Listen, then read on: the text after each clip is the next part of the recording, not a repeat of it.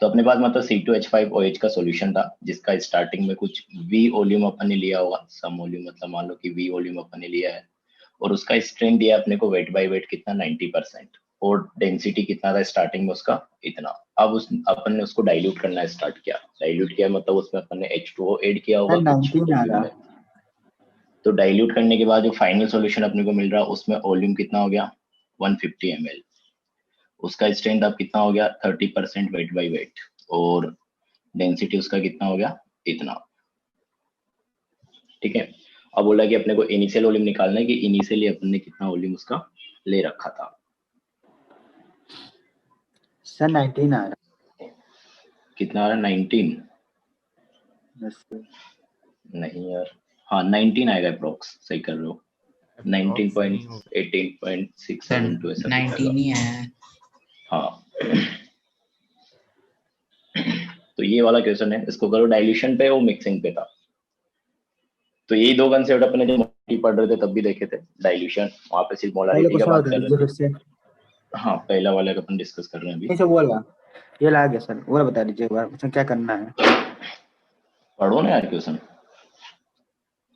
अभी समझाया तो मैंने, देखो अपने पास मैं लिख देता हूँ चलो कि VML अपने पास है, उसने वही लिखा है कि स्टार्टिंग में कुछ वॉल्यूम अपन ने लिया है किसका 90% weight by weight C2H5OH solution का।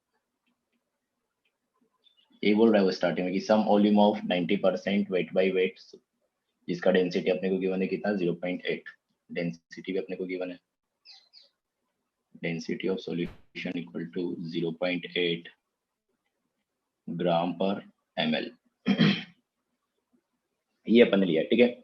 अब इसका अपन ने क्या किया डाइल्यूशन कराया, मतलब इसमें अपन ने वही सोल्वेंट ऐड किया होगा, तो यहाँ पे अपने पास इसका क्या हुआ है डाइल्यूशन हुआ है। तो डाइल्यूशन हो गया, तो अब अपने को जो फाइनली सॉल्यूशन मिल रहा है उसका वॉल्यूम इसने दिया है कितना डाइल्यूशन के बाद 150 ml, स्ट्रेंथ कितना हो गया 30% वेट बाय वेट, और डेंसिटी जो नया सॉल्यूशन बन रहा है उसमें मतलब जो फाइनल सॉल्यूशन आ रहा है उसमें डेंसिटी कितना जा रहा है 0.9 ग्राम पर ml। तो स्टार्टिंग में ये था अपने पास, फिर उसको अपने डाइल्यूट किया तो सॉल्यूशन का कंपोजिशन ये हो गया। अब अपने को ये पूछा गया कि स्टार्टिंग में कितना वॉल्यूम अपन ने रखा था, तो वही बोल रहा है देखो some volume of 90% weight by weight density of solution 0.8 gram per ml is diluted up to 150 ml 30% weight by weight C2H5OH solution, density जो नया सॉल्यूशन है उसका गिवन है 0.9, find the initial volume of C2H5OH taken, starting में कितना volume दिया था, मतलब V तुमको निकालना है। तो तुमको ध्यान हो तो मैंने डाइल्यूशन के लिए बोला था कि डाइल्यूशन में अपन क्या करते हैं सोल्यूट के मोल को कांस्टेंट रखते हैं, क्योंकि सोल्यूट तो अपन ऐड नहीं किया है, ऐड तो अपन ने सॉल्वेंट किया है, तो जितना सोल्यूट इधर रहेगा उतना ही सोल्यूट इधर भी रहेगा। तो तुमको डाइल्यूशन में हमेशा वही कंसेप्ट लगाना है कि यहाँ पे सोल्यूट के मोल निकाल लो इस इंफॉर्मेशन को यूज करके, अभी तुमको सोचना है कैसे आएंगे, और यहाँ पे सोल्यूट के मोल निकाल लो इस इंफॉर्मेशन को यूज करके, और दोनों को क्या कर दो बराबर कर दो। यहाँ पे वॉल्यूम को क्या करो V के टर्म्स में लो, तो जब बराबर करोगे तो तुम्हारे पास V आ जाएगा, ये करना है यहाँ पे। तब तक इसको करो, मैं उधर वाला सर उसका क्वेश्चन सर डिस्कस कर देता हूँ। 18.627 आएगा ना, सर 18.627 16.07 18.627 सर हाँ 19 आ रहा है। 18.627 एग्जैक्ट आंसर है, 18.627। 19 आ यस सर यही आया। तो जिन लोगों का बन गया वो ये वाला सवाल करो, और बाकी लोगों में बताता हूँ किस तरीके से करना है। देखो कि इस वाले में देखो अपने को क्या बोला जा रहा है, पहले लिख लिया करो, जैसे क्वेश्चन बोला उसको फ्रेम करने की कोशिश किया करो। तो अपने को बोला जा रहा है कि 200 सर ग्राम एक सेकंड बस ऑफ आगे कर दीजिए सर, स्क्रीनशॉट ले लें सर। 20% वेट बाय वेट, हाँ स्क्रीनशॉट ले लिया करो, ज्यादा आसान हो रहता है।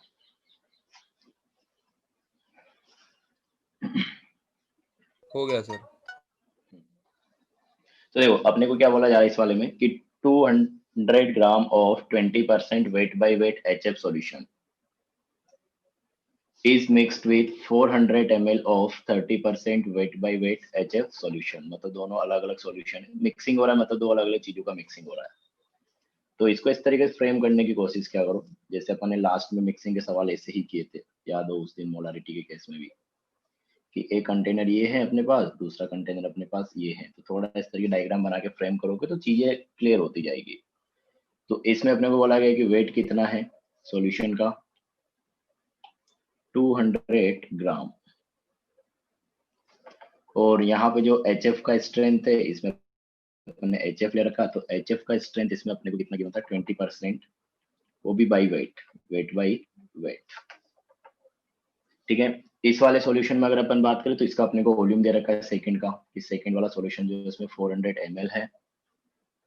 इसका स्ट्रेंथ अपने को गिवन है क्या, 30% वेट बाई वेट। और यहाँ पर अगर डेंसिटी देखोगे तो डेंसिटी अपने पास कितना, 1.25 ग्राम पर ml। ठीक है, अब इन दोनों को इसने क्या कर दिया, मिक्स कर दिया दोनों सॉल्यूशन को। तो ऐसा कुछ डायग्राम बना के फ्रेम करने की कोशिश क्या करो, तो मिक्सिंग के बाद अपने पास जो नया सॉल्यूशन आएगा, अब देखो यहाँ पे भी अपने पास क्या था, HF ही था सॉल्यूशन 1 में भी, और सॉल्यूशन 2 में भी क्या है, HF है।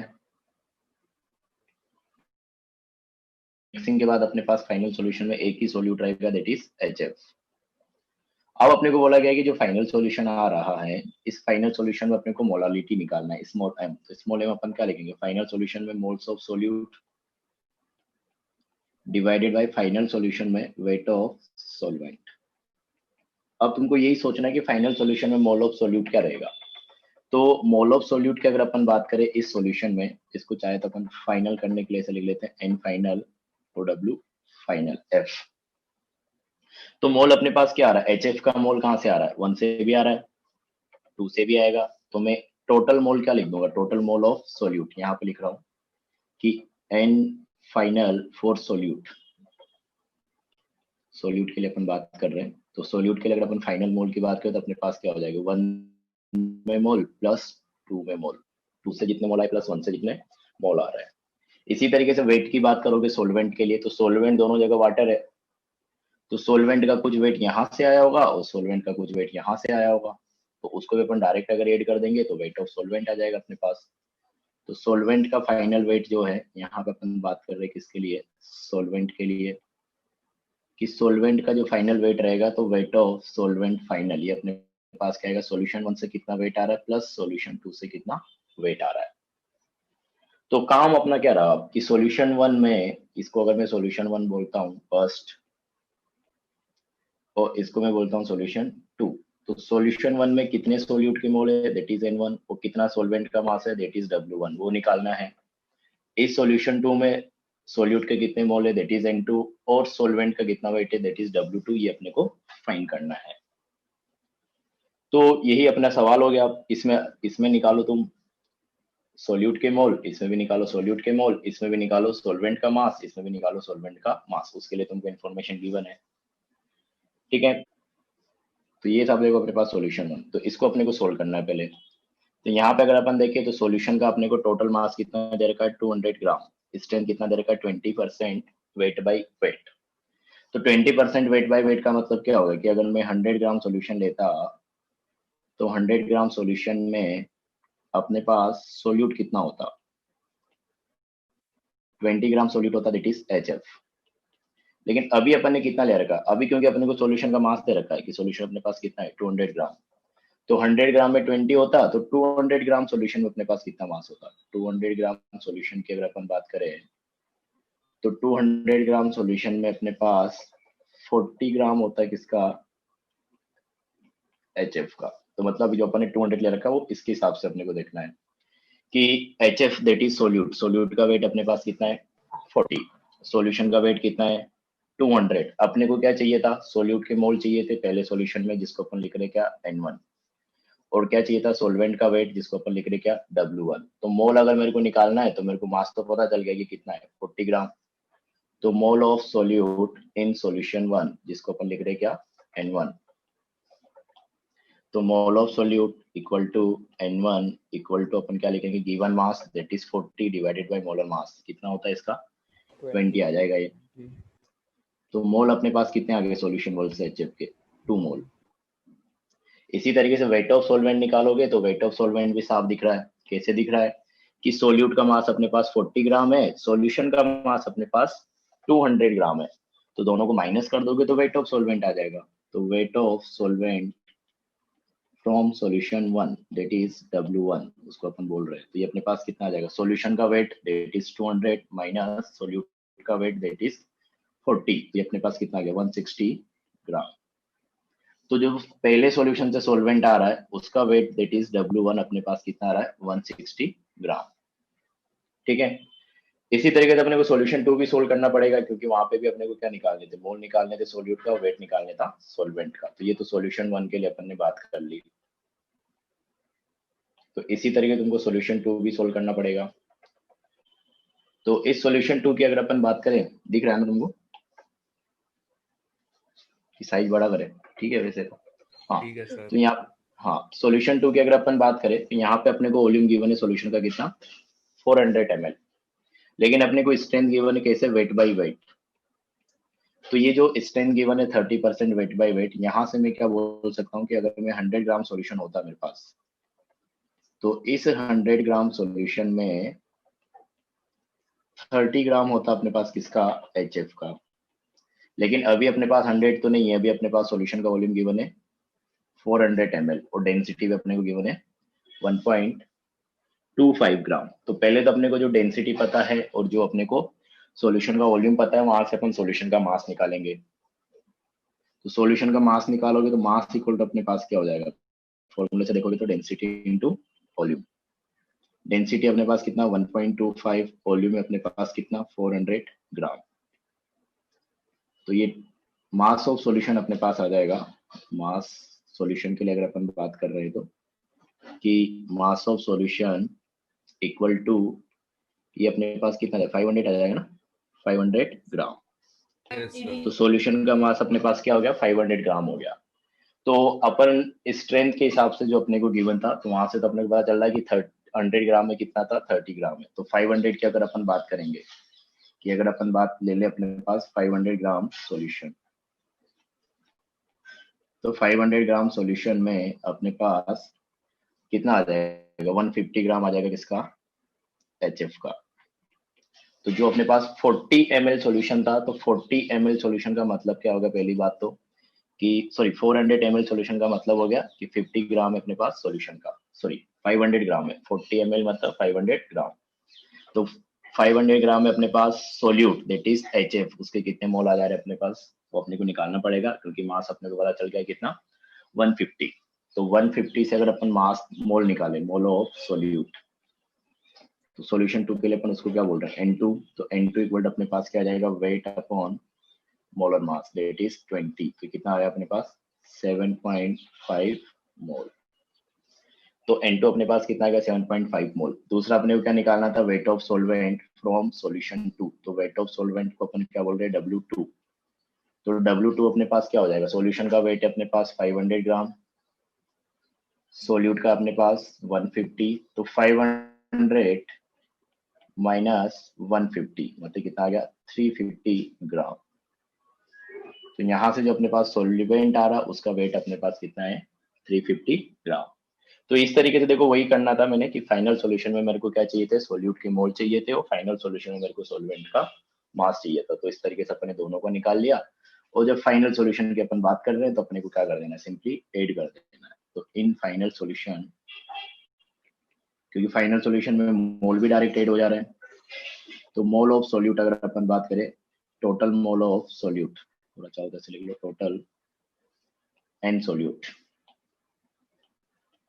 तो टोटल मोल ऑफ सोल्यूट अगर अपन देखेंगे तो सॉल्यूशन 1 से मोल आ रहा है N1 प्लस सॉल्यूशन 2 से जो मोल आ रहा है N2, तो ये अपने पास कितना हो जाएगा 2 प्लस 7.5 दैट इज 9.5 मोल।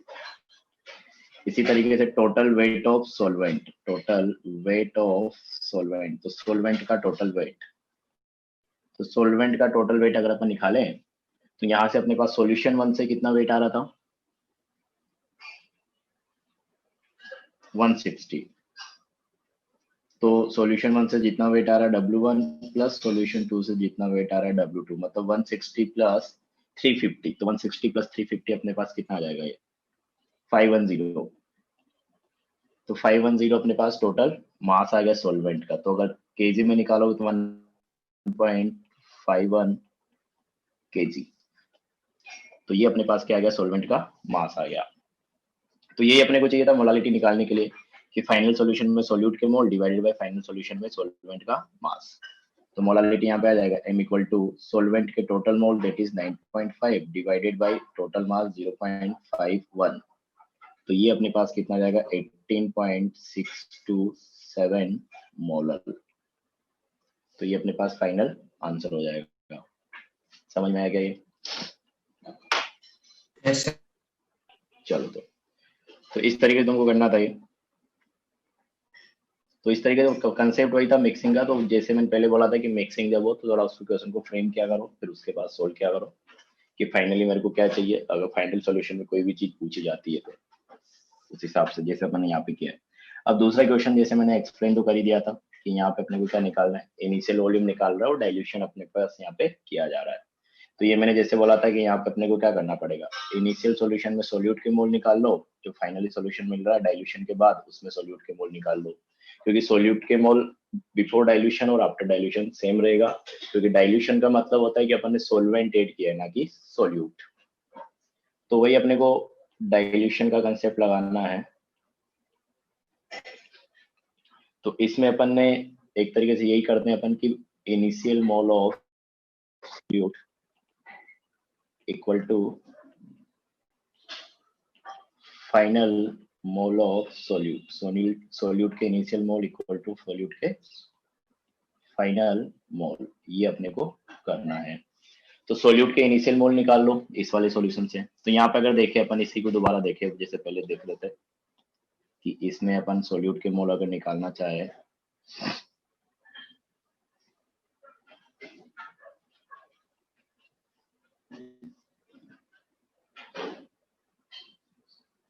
हाँ, तो इसमें अगर अपन सोल्यूट के मोल निकालना चाहे देखो बिफोर डाइल्यूशन, तो ये अपने पास कंडीशन हो गया कौन सा, बिफोर डाइल्यूशन वाला। तो बिफोर डाइल्यूशन अगर सोल्यूट का मोल निकालना चाहे तो बिफोर डाइल्यूशन अपने को क्या गिवन है कि सॉल्यूशन का स्ट्रेंथ गिवन है कितना 90% वेट बाय वेट, वॉल्यूम अपन ने मान लिया कितना VmL, डेंसिटी अपने पास कितना है 0.8। तो 90% वेट बाय वेट का मतलब क्या हुआ कि अगर मेरे पास 100 ग्राम सॉल्यूशन रहता, इसमें अपने पास 90 ग्राम किसका रहता सोल्यूट का। Yes sir. ठीक है, जो सोल्यूट का अपने पास C2H5OH।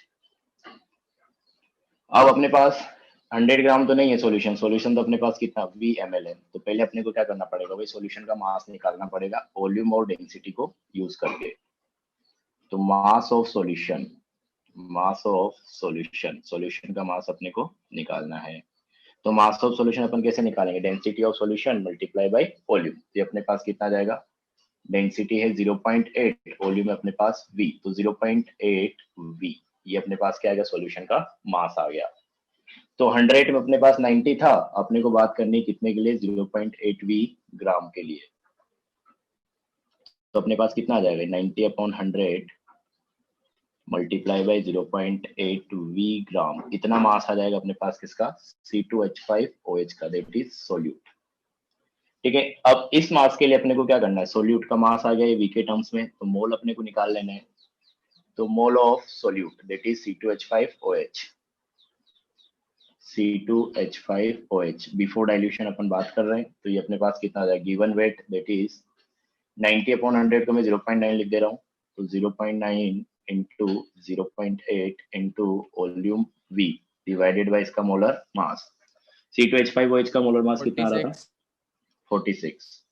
तो ये अपने पास इतने मोल हैं इनिशियली, तो इतने ही मोल अपने पास फाइनली भी रहेंगे, लेकिन अभी V के टर्म्स में है तो अपन जो दोनों को इक्वल करेंगे तो अपने पास V आ जाएगा। तो आफ्टर डाइल्यूशन की सिचुएशन अपने पास क्या है, ये रहा। तो इसमें अगर अपन बोल रहे हैं कि आफ्टर डाइल्यूशन है, तो पहले तो मैं यहाँ पे मेंशन कर देता हूँ कि आफ्टर डाइल्यूशन का बात हो रहा है, क्वेश्चन में दिया है उस हिसाब से अपन लिखा है। तो इस तरीके से लिख के अगर सोल्व करोगे तो ज्यादा ही हो जाएगा, थोड़ा सा मेहनत ज्यादा रहेगा। तो रेंडमली जाओगे तो चांस मिस्टेक होने के ज्यादा रहते हैं। तो आफ्टर डाइल्यूशन अगर अपन बात करें तो वापस वही अपने पास की वेट परसेंट कितना है 30%। तो यहाँ से अपन क्या बोलेंगे कि अगर मेरे पास 100 ग्राम सोल्यूशन होता तो उसमें 30 ग्राम अपने पास किसका होता सोल्यूट का, that is C2H5OH 100 gram solution में। लेकिन अभी अपने पास 100 ग्राम तो नहीं है सोल्यूशन, क्योंकि सोल्यूशन का अपने को वॉल्यूम गिवन है कितना 150 और डेंसिटी गिवन है 0.9। तो 150 और 0.9 जो डेंसिटी और वॉल्यूम गिवन है, यहाँ से अपन सोल्यूशन का मास निकाल सकते हैं कि मास ऑफ सोल्यूशन। तो मास ऑफ सॉल्यूशन अपने पास क्या हो जाएगा, डेंसिटी इनटू वॉल्यूम। तो डेंसिटी अपने पास 0.9 है, वॉल्यूम अपने पास 150 है। ये कितना आ जा रहा है, किसने निकाला गया? 135। 135। तो ये अपने पास आ जाएगा सॉल्यूशन का मास कितना, 135 ग्राम। तो 100 में इतना, तो अपने को 135 ग्राम सॉल्यूशन के लिए बात करना है। तो 100 में इतना हो गया, तो 135 ग्राम सॉल्यूशन के लिए अगर मैं बात करूंगा तो अपने पास ये कितना आ जाएगा, 30/100 दैट इज 0.3 मल्टीप्लाई बाय 135 ग्राम। इतना अपने पास क्या आ गया, C2H5OH आ गया। यहाँ पे भी मोल निकाल दो, तो लास्ट पे दोनों को बराबर कर दो। तो ये अपने पास क्या हो गया, अच्छा, तो ये अगर सोल्व करोगे तो कितना आ रहा होगा, ये 40.5 ग्राम आ जाएगा। तो C2H5 का वेट अपने पास कितना आ गया, 40.5 ग्राम। तो 45 ग्राम में अगर अपन मोल निकाले, मोल of solute that is C2H5OH, तो C2H5OH इक्वल टू अपने पास क्या हो जाएगा, given mass that is 40.5 divide by molar mass that is 46। इतने मोल एक्चुअली अपने पास प्रेजेंट है किसमें, सोल्यूट के, सॉल्यूशन के अंदर। तो पहले भी इतने रहे होंगे, बाद में भी इतने ही है, क्योंकि अपन ने तो ऐड क्या किया है, सॉल्वेंट को ऐड किया है, सोल्यूट को तो नहीं ऐड किया है। तो अपन अब क्या करेंगे कि इनिशियल मोल ऑफ सोल्यूट कि N सोल्यूट बिफोर डाइल्यूशन, या इनिशियली लिख दो, इक्वल टू, पूरा लिख लो अपन उसी हिसाब से क्या है, तो before dilution equal two moles of solute after dilution, ये ठीक है। तो बिफोर डाइल्यूशन अगर अपन बात करें तो अपन ने निकाला था V के टर्म्स में, कितना आ रहा था वो अपने पास, 0.9 into 0.8 into V equal to, यहाँ पे अगर अपन निकालेंगे तो कितना आ रहा है, 40.5। तो यहाँ से अगर V कैलकुलेट करोगे तो हमारे पास आएगा कितना, 60 56.25 56.25 51. तो अपन इसमें 60 लिखा हुआ है, देख लेता हूँ मैं कैलकुलेट करके, डिवाइडेड बाय 0.72, हाँ 56.25 आएगा, सही है, गलत लिखा हुआ है।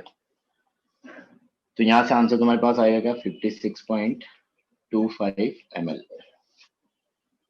तो इस तरीके सोल्व करना था, देख सकते हो कंसेप्ट वही था, बस थोड़ा कंसंट्रेशन टर्म उसने अलग वाला यूज कर लिया, तो उसके हिसाब से चेंज हो जाएगा। तो कंसेप्ट तुमको समझने हैं और कुछ नहीं करना है, कि डाइल्यूशन की बात हो रही तो बिफोर डाइल्यूशन सोल्यूट के मोल निकाले, आफ्टर डाइल्यूशन अपन ने सोल्यूट के मोल निकाले, दोनों को इक्वल कर दिया, जिस हिसाब से भी यहाँ पे दे रखा था परसेंट वेट बाय वेट, उसको यूज करके।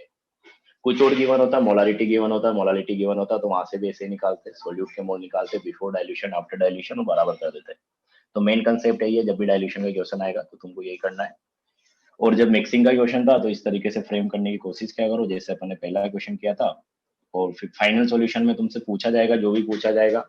तो फाइनल सॉल्यूशन के लिए अपन ने देखा कि फाइनल में मोल चाहिए, फाइनल में अपने को सॉल्वेंट का वेट चाहिए, अगर मोलालिटी निकालनी है तो फिर उसके हिसाब से तुमको सोचना है कि किस तरीके से तुम निकाल सकते हो।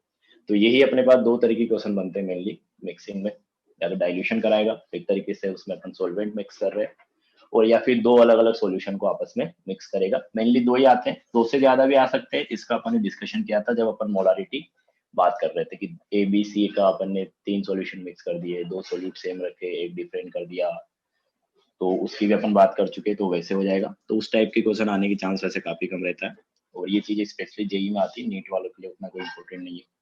तो ये था अपने पास concentration term, interconversion, mixing of solutions, dilution वगैरह।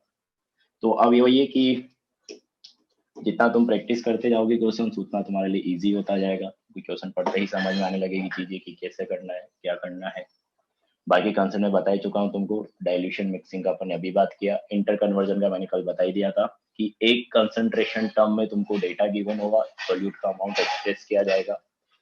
तो जैसे एग्जांपल के लिए अपन ने मोलारिटी लिया, तो तुमको मोलारिटी के टर्म्स में क्या है, अमाउंट गिवन है सोल्यूट का, और तुमसे बोला गया वहां से मोलारिटी फाइंड कर दो, या फिर मोल फ्रैक्शन फाइंड कर दो, या percent weight by weight find कर दो। तो क्वेश्चन ऐसा है कि बाकी रिमेनिंग में से कोई एक पूछा जाएगा। तो तुमको जो मोलारिटी गिवन है उसका जो डेफिनेशन के अकॉर्डिंग अमाउंट बना लो कि अगर मैं 1 लीटर ले लेता हूँ तो उसमें अपने पास कितने मोल हो जाएंगे, जो भी डेटा गिवन है उतना।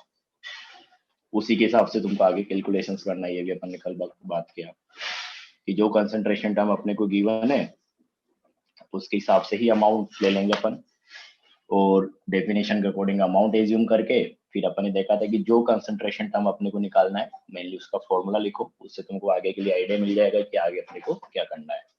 तो जैसे अपने को मोलालिटी निकालना होता तो अपन फॉर्मूला देखते हैं कि mole solute upon weight of solvent. तो यहाँ पे तुमको दो चीज चाहिए, सॉल्यूवेंट का वेट और सॉल्यूट के मोल। तो फिर तुमको वही सोचना है कि इसको अपन किस तरीके से ला सकते हैं, तो वो तो थोड़ा बहुत तुमको सोचना पड़ेगा। तो मेनली इसी टाइप के क्वेश्चंस आते हैं, तो इसमें तुम्हारे प्रैक्टिस कितना करते हो उसके ऊपर डिपेंड करता है कि कितना इजीली तुम चीजों को सोल्व कर पाते हो। तो ये हो गया अपने पास। तो ये मोल कंसेप्ट और कंसंट्रेशन टर्म्स अपने पास लगभग कंप्लीट है, मतलब कंप्लीट ही है, अपना डिस्कशन बस बचा हुआ है, थ्योरेटिकल पार्ट तो इतना ही है। तो ऑक्सीडेशन नंबर और ऑक्सीडेशन स्टेट की अपन बात कर रहे हैं, तो इसमें अपन डेफिनेशन दे रहे हैं कि it represent charge present on atom in a molecule और कंपाउंड।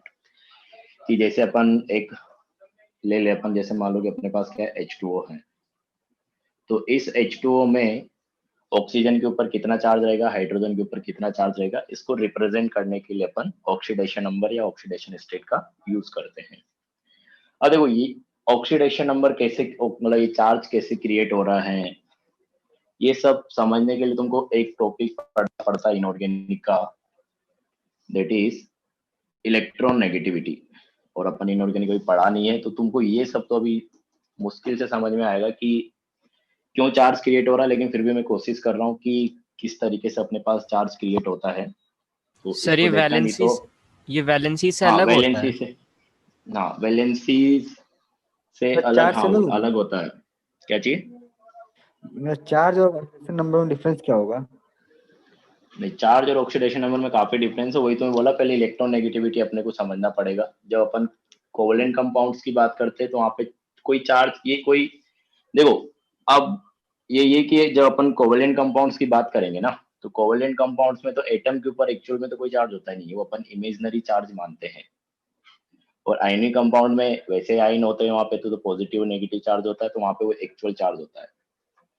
तो ऑक्सीडेशन नंबर अपन इसलिए निकाल रहे, एक इमेजिनरी कंसेप्ट है in case of covalent compounds.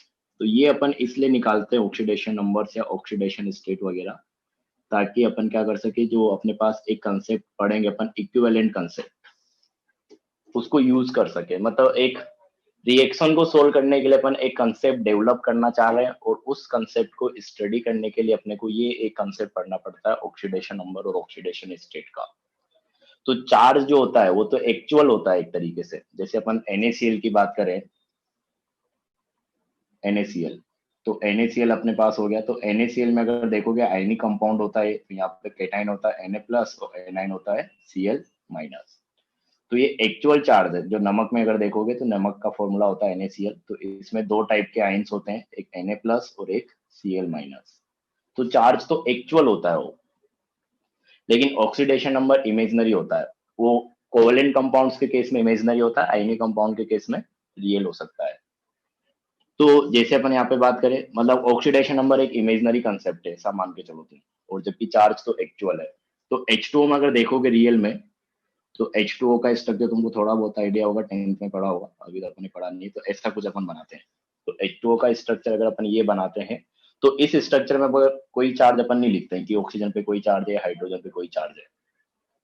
लेकिन जब ऑक्सीडेशन नंबर अगर अपन निकालेंगे, तो यहाँ पे अगर जब तुम ऑक्सीडेशन नंबर निकालने जाओगे ना, तो ऑक्सीजन पे तुम लिखोगे कि -2 ऑक्सीडेशन नंबर है, और हाइड्रोजन के ऊपर +1 है। दोनों हाइड्रोजन पे, दोनों पे +1 है, और ऑक्सीजन के ऊपर -2 है। तो डिफरेंस तो ये हो गया कि चार्ज तो एक्चुअल होता है, ऑक्सीडेशन नंबर एक इमेजिनरी कंसेप्ट है। क्यों पढ़ रहे हैं? क्योंकि अपन आगे एक इक्विवेलेंट कंसेप्ट पढ़ेंगे।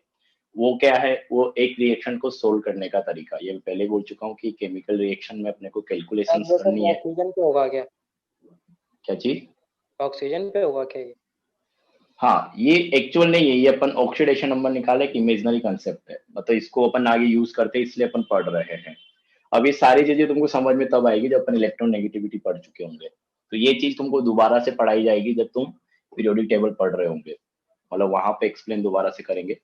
तो अभी अपना मोटिव क्या है, सिर्फ पढ़ने का। अपने को भी ये सीखना है कि कोई अगर मेरे को मॉलिक्यूल दे दिया जाता है तो उस मॉलिक्यूल में मैं ऑक्सीडेशन नंबर कैसे फाइंड करूंगा। अभी तो अपने को ये सीखना है कि how to find oxidation number, क्या होता है, कैसे होता है, इसको अच्छे से अपन बाद में समझेंगे। तो इसीलिए मैंने अभी ये छोटा सा डेफिनेशन लिखा है। ये भी डेफिनेशन एक तरीके से सही नहीं है, लेकिन फिर भी फिलहाल तो अपन ने ये लिख दे रहा है कि it represent charge present on atom in a molecule, कि अगर एक मॉलिक्यूल में अपन बात करें तो हर एटम पे कितना चार्ज है उसकी अपन बात करने वाले हैं। तो अभी तो सर डेफिनेशन से वैलेंसी मतलब रखो सर वैलेंसी कि ऑक्सीडेशन नंबर में क्या डिफरेंस है sir? Right. Valency oxidation number में काफी डिफरेंस है। वैलेंसी तो क्या है, बॉन्ड बनाने की कैपेबिलिटी होती है कि कितने बॉन्ड बना सकता है एक एटम। सर ऑक्सीडेशन नंबर में 2 है तो 2 ही से बना रहा है। क्या दो बॉन्ड, वो डिपेंड करेगा, ऐसा जरूरी नहीं है कि अगर वैलेंसी 4 है तो ऑक्सीडेशन नंबर भी उसका +4 या -4 ही आएगा, ये भी अलग आएगा। तो वही तुमको पहले पढ़ना पड़ेगा, इसके लिए इलेक्ट्रोनेगेटिविटी से रिलेट करते हैं इसको। सर तो ऑक्सीडेशन फिलहाल को इन पीरियोडिसिटी ऑफ वैलेंसी भी बोलते हैं क्या?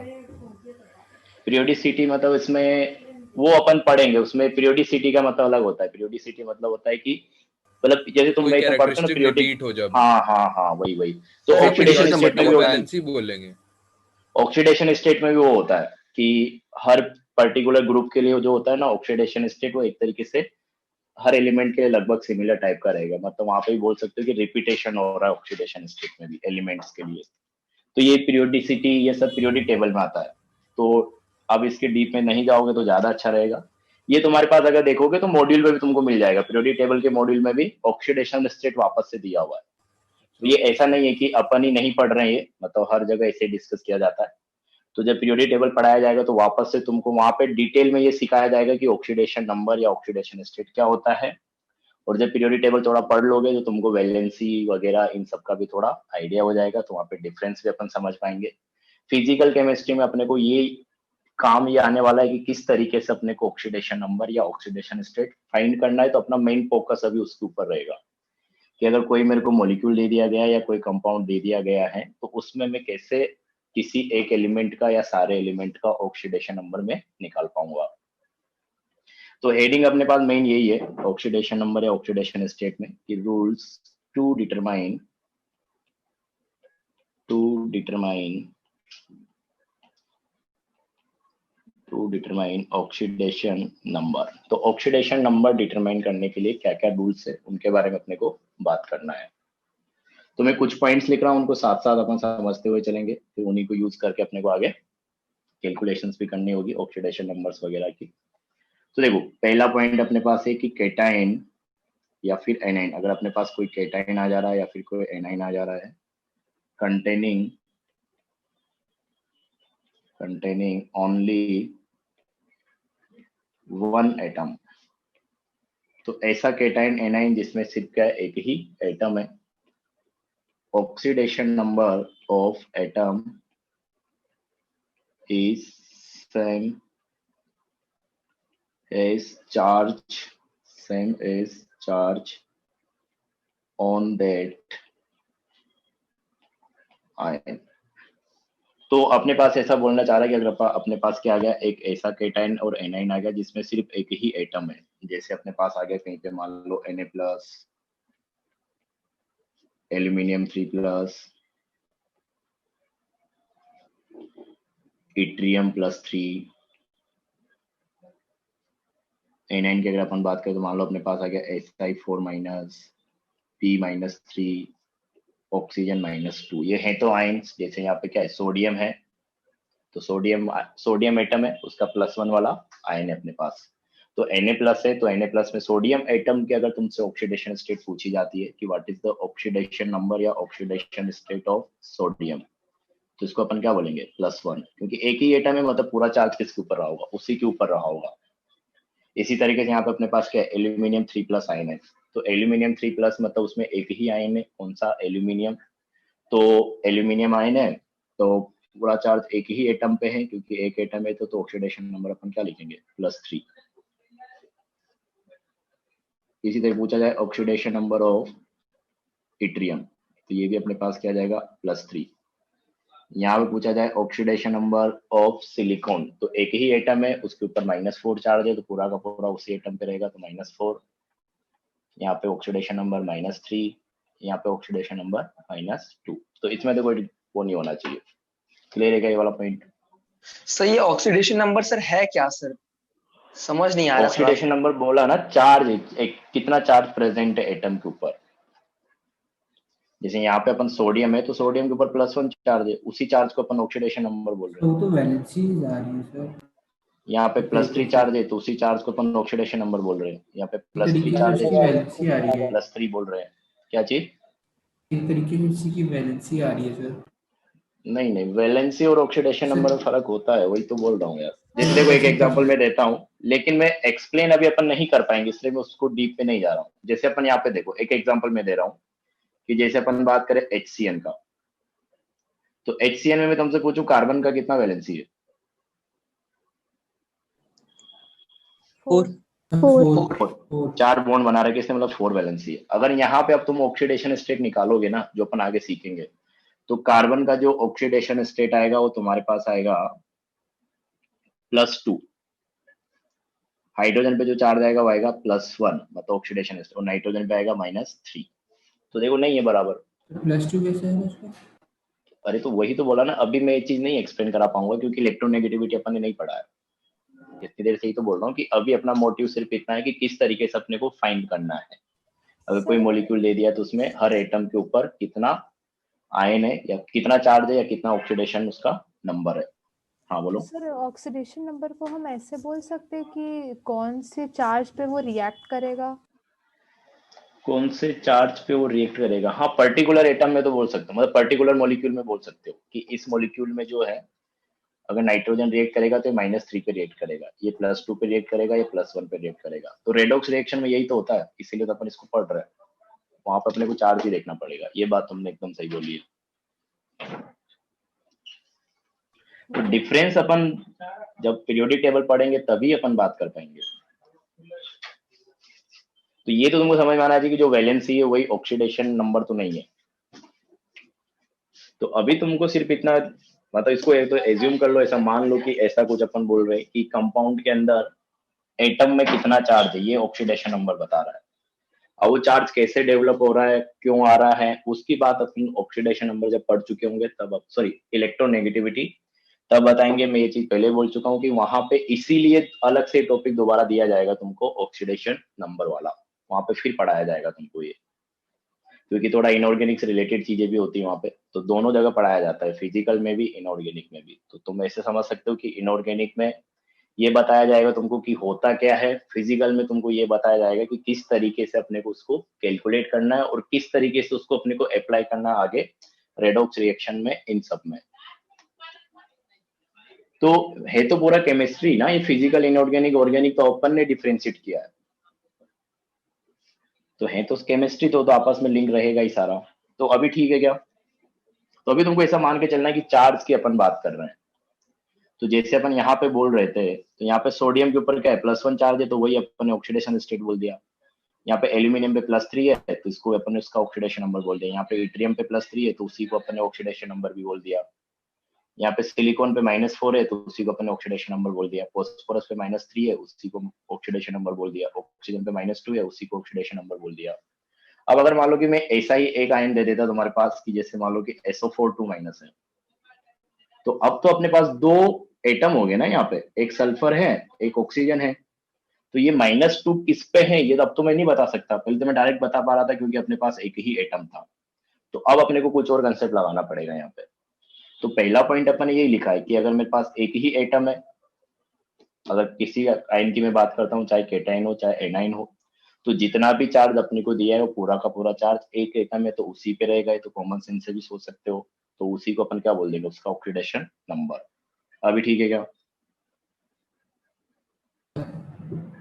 हाँ बोलो। Yes sir. Yes sir. Yes sir. चलो तो ये पहला पॉइंट हो गया। सेकंड पॉइंट में लिखता हूँ इधर, उसको भी समझने की कोशिश करना। देखो कि फॉर प्योर एलिमेंट्स, सर मतलब एलिमेंट की अपन बात करेंगे। हाँ सर फर्स्ट वाला नहीं नोट कर पाए थे। एलोट्रोपिक फॉर्म, रुको, ऑक्सीडेशन नंबर इज 0। हाँ पहले ही नोट कर लो। कार्बन का भी एग्जांपल लिख दीजिए एक। कार्बन का मतलब जैसे ऑक्सीजन लिखा है उसकी तो वैलेंसी 4 है। कार्बन के लिए जनरली -4 होता है। इस सिलिकॉन वाले ग्रुप में तो आता है कार्बन, तो कार्बन -4 लिख लो। यस।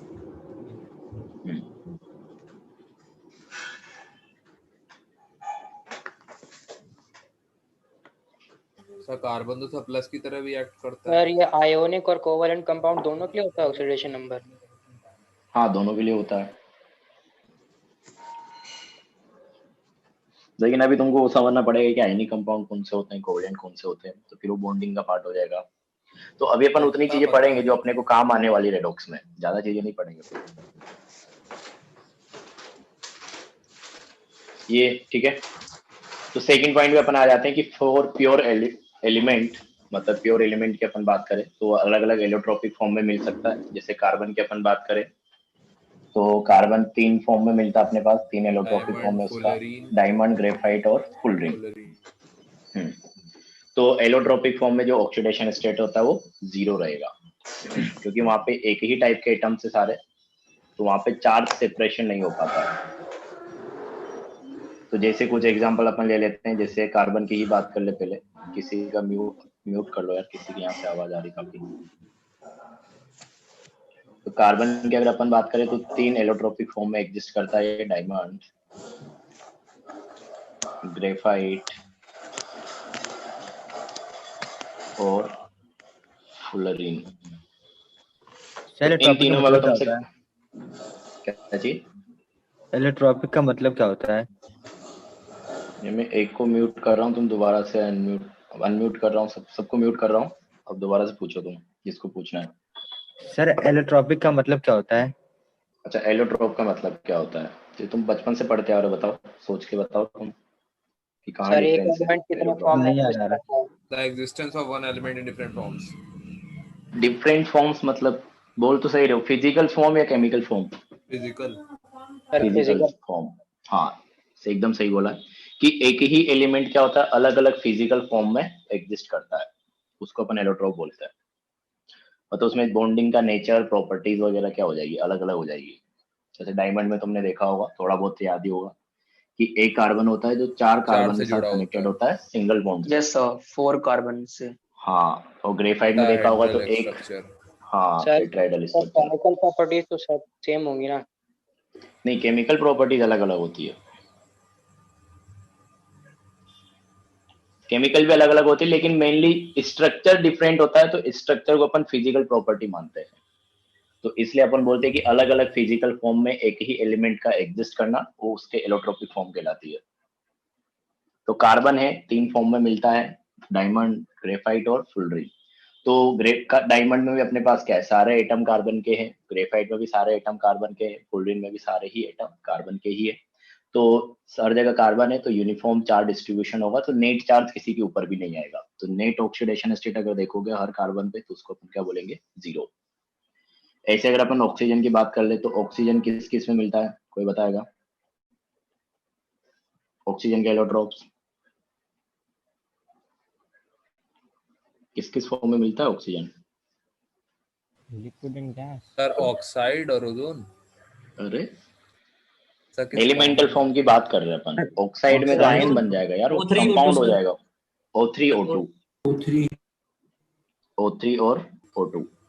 यस सर, हाँ ऑक्साइड। हाँ 2 एलोट्रोप होते हैं इसके, ऑक्सीजन और ओजोन। तो नॉर्मल एटमॉस्फेयर में ऑक्सीजन मिलता है, ऊपर की तरफ ओजोन मिलता है, बताया होगा तुमको, ओजोन लेयर। तो यहाँ पे भी ऑक्सीडेशन नंबर अपने पास क्या रहेगा, 0 रहेगा, क्योंकि एक ही टाइप के एटम्स अपने पास। तो यहाँ पे भी 0 है, यहाँ पे भी 0 है, यहाँ पे भी 0 है, यहाँ पे भी 0 है, यहाँ पे भी 0 है। ऐसे सल्फर की बात कर लो तो सल्फर के भी काफी सारे एलोट्रोप्स मिलते हैं।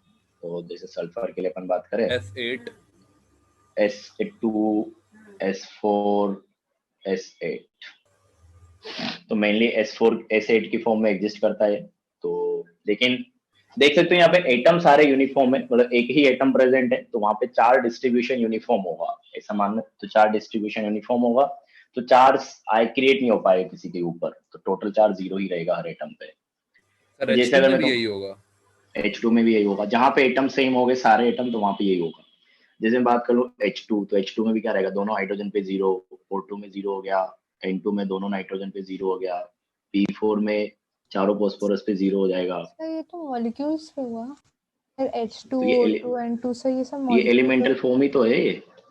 एलिमेंटल फॉर्म होता है जिसमें वो एग्जिस्ट करता है, हाइड्रोजन H2 की फॉर्म में एग्जिस्ट करता है, ऑक्सीजन O2 की फॉर्म में, O2 और O3 दोनों में एग्जिस्ट करता है, लेकिन O3 ऊपर मिलता है, ओजोन लेयर जो अपन बोलते हैं। नॉर्मल कंडीशन में O2 मिलता है अपने को, तो ज्यादातर O2 मिलता है, इसलिए अपन O2 बोल देते हैं। नाइट्रोजन जो है, नाइट्रोजन N2 की फॉर्म में मिलता है हमेशा, फॉस्फोरस P4 की फॉर्म में मिलता है। तो ओके सर। मॉलिक्यूलर फॉर्म में तो मिल रहा है, उसी को अपन एलिमेंटल फॉर्म बोल रहे हैं।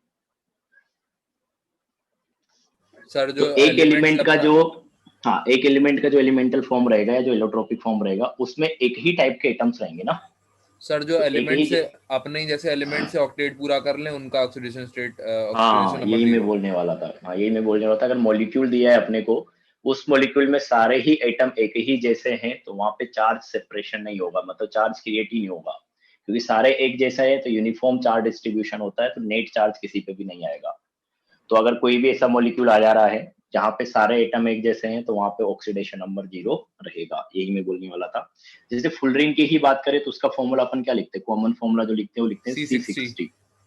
यहाँ पे कार्बन के 60 एटम्स हैं, लेकिन चार्ज किसी के ऊपर भी नहीं आएगा, तो ऑक्सीडेशन नंबर सारे कार्बन का क्या रहेगा, 0 रहेगा। तो यही है कि जिस मॉलिक्यूल में एक ही टाइप के एटम्स आ जाए, उसमें फिर हर एटम के ऊपर अपन क्या बोलेंगे, ऑक्सीडेशन नंबर 0 बोलेंगे। समझ में आ गई? Yes sir. चलो, तो ये अपने पास सेकंड पॉइंट हो गया। थर्ड पॉइंट अगर अपन लिखे हैं, तो ये है अपने पास कि सम ऑफ या एडिशन ऑफ, सम ऑफ, ये काफी काम का रूल है, इसको अपन काफी जगह यूज करेंगे। Sum of oxidation number of all the atoms, sum of oxidation number of all the atoms must be equal to overall charge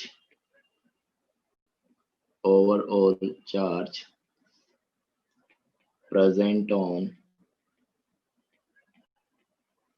on given species। तो जो अपने को दिया हुआ है उसके ऊपर टोटल चार्ज के बराबर रहेगा। देखो क्या बोलना चाह रहा हूँ मैं, जैसे अगर तुमको ध्यान हो तो एक जगह अपन ने एग्जांपल लिया था अभी, SO4 2 माइनस। हाँ, तो जैसे यहाँ पे दो एटम हो गया अपने पास, एक सल्फर हो गया, एक ऑक्सीजन हो गया, दोनों अलग अलग है। तो SO4 जो है इसके ऊपर नेट में कितना चार्ज है, -2। तो यहाँ से अपन ये बोलना चाह रहे हैं कि जो अपने पास दो एटम है, तो सल्फर का जो ऑक्सीडेशन नंबर रहेगा, मतलब oxidation number of sulphur plus 4 oxygen है, तो 4 into oxidation number of oxygen, ये अपने पास किसके बराबर रहेगा, नेट चार्ज के बराबर, दैट इज -2। समझ में आएगा? तो वही लिखा है कि सम ऑफ ऑक्सीडेशन नंबर ऑफ बता दीजिए। ऑल एटम्स, बिल्कुल बता देंगे कि एक आयन की जब अपन बात करेंगे जिसमें एक से ज्यादा एटम्स प्रेजेंट है, तो उस केस में अपने पास सब एटम्स की ऑक्सीडेशन नंबर का सम जो रहेगा वो ओवरऑल चार्ज, उसके ऊपर जो टोटल चार्ज प्रेजेंट है उसके बराबर रहेगा। तो जैसे अपन ने SO4 2 माइनस का एग्जांपल लिया, तो SO4 2 माइनस में अपने पास नेट चार्ज कितना है, यहाँ पे -2 है। तो नेट चार्ज किसकी वजह से आया हुआ, सल्फर और ऑक्सीजन की वजह से, क्योंकि है तो यहाँ पे सल्फर और ऑक्सीजन ही ना। तो अपन क्या लिखेंगे कि charge on sulphur, that is oxidation number of sulphur, plus 4, क्योंकि 4 ऑक्सीजन है, तो 4 into oxidation number of oxygen equal to, ये टोटल चार्ज को अपन ने ऐड कर दिया, तो अपने पास कितना आ रहा, -2 आ रहा ना। तो अपन ये लिखेंगे एक सल्फर है तो 1 into oxidation number of sulphur plus 4 oxygen है तो 4 into oxidation number of oxygen equal to total charge that is -2। अभी समझ में आ गया? सर इसमें वैल्यूज पुट करके बता दीजिए एक बार। Yes sir. नहीं, वैल्यू अब ये अपन निकालेंगे ना, ये अपने को असाइन करना पड़ेगा, इसके लिए अपन आगे रूल लिखेंगे। अब देखो यहाँ पे अपने पास क्या, एक मिनट सुनो, अब यहाँ पे अपने पास क्या आ गया, सल्फर है और ऑक्सीजन है, तो दोनों में से किसी एक का तो मेरे को असाइन करना पड़ेगा, तब मैं दूसरे का निकाल पाऊंगा। तो ये असाइन करने के अपने पास रूल है कि जैसे यहाँ पे सल्फर और ऑक्सीजन आ गया, तो पहले अपन किसको असाइन करेंगे, सल्फर को या ऑक्सीजन को। तो दोनों में से किसी एक को अपने को खुद से असाइन करना पड़ेगा, फिर दूसरे का अपन इस इक्वेशन को बैलेंस करके निकाल लेंगे। तो इसके लिए अलग रूल्स है, वो अपन आगे देखेंगे। तो अभी तो तुमको इक्वेशन बनाना सीखना है, तो मैं कुछ एग्जांपल्स दे रहा हूँ जिनके लिए तुम इस तरीके से इक्वेशन बनाओ, फिर अपन ये भी करेंगे नंबर जो तुम बोल रहे हो कि पुट करके दिखा दो, उसके लिए भी अपन आगे बात करेंगे। तो पहला ये हो गया, अगर मैं तुमको बोलूं कि NH4+, इसके लिए ऐसे इक्वेशन बनानी है तो क्या लिखोगे? Oxidation number of N plus 4 into oxidation number of H equals to hydrogen 1. +1, ठीक है। तो यहाँ पे अपने पास दो एटम है, नाइट्रोजन और हाइड्रोजन। तो नाइट्रोजन का नंबर 1 है, हाइड्रोजन का नंबर 4 है। तो टोटल चार्ज अपने पास कितना है, +1। तो अपन वही लिखेंगे कि ये टोटल चार्ज नाइट्रोजन और हाइड्रोजन की वजह से आया होगा। तो नाइट्रोजन के ऊपर चार्ज मतलब ऑक्सीडेशन नंबर ऑफ नाइट्रोजन। तो ऑक्सीडेशन नंबर ऑफ नाइट्रोजन, एक ऑक्सीजन है, सॉरी एक नाइट्रोजन है, इसलिए अपन 1 into oxidation number of nitrogen plus 4 into oxidation number of hydrogen equal to +1। Total charge जो है +1 है। तो अपन वही तो कर रहे हैं, देखो कि नाइट्रोजन एटम का चार्ज कितना है, प्लस जो 4 हाइड्रोजन एटम से उनका चार्ज कितना है, और टोटल अपने पास कितना दिया हुआ है, +1। तो बराबर कर दिया अपन ने। तो चार्ज बैलेंस कर रहे हैं एक तरीके से, कुछ नहीं कर रहे हैं, ठीक है। ऐसे ही अगर मैं तुमको दे दूं, मान लो एक न्यूट्रल में भी अपन ये वाला इक्वेशन लगा सकते हैं। जैसे अपने पास मान लो कि आ जाए क्या, KMnO4, तो नेट चार्ज तो यहाँ पे क्या हो गया, 0। तो अपन यहाँ पे क्या लिखेंगे, oxidation number of potassium plus oxidation number of Mn plus 4 into oxidation number of oxygen equal to कितना आ जाएगा अपने पास, 0। ये समझ में आएगा कि अपने पास एक पोटेशियम है, एक Mn है, 4 ऑक्सीजन है, और नेट चार्ज यहाँ पे क्या है, 0। क्या हुआ, चार्ज कंजर्व रहता है क्या? चार्ज तो कंजर्व ही रहेगा ना यार। चार्ज क्या, इलेक्ट्रॉन्स की वजह से ही तो आ रहा है। तो इलेक्ट्रॉन तो एक पार्टिकल्स है, तो उनको तुम एक जगह से दूसरी जगह ट्रांसफर कर सकते हो। सर सर अगर यही चीज सर एलोट्रोपिक फॉर्म में अगर देखें सर, तो सर O2 अगर देखें तो 2 into oxidation number of O2 is equal to 0। तो वापस 0 आ गया। हाँ बिल्कुल 0 आ तो रहा है। यहाँ पे अपने क्या बोला कि 0 रहेगा, तो क्या लिखोगे, 2 into oxidation number of O atom equal to अपने पास क्या है, 0। तो ऑक्सीडेशन नंबर अपने पास क्या आ गया, 0 आ गया। एक दिन में 1.5 पेज पढ़ाते हैं मुश्किल से। तो वो अपन को बार बार नहीं करना पड़े, से डायरेक्ट याद कर लिया ना अपन ने कि अगर एक मॉलिक्यूल में सारे एटम्स एक जैसे हैं तो हर एटम पे टोटल चार्ज क्या रहेगा, 0 रहेगा। तो ऑक्सीडेशन नंबर उसका क्या रहेगा, 0 रहेगा।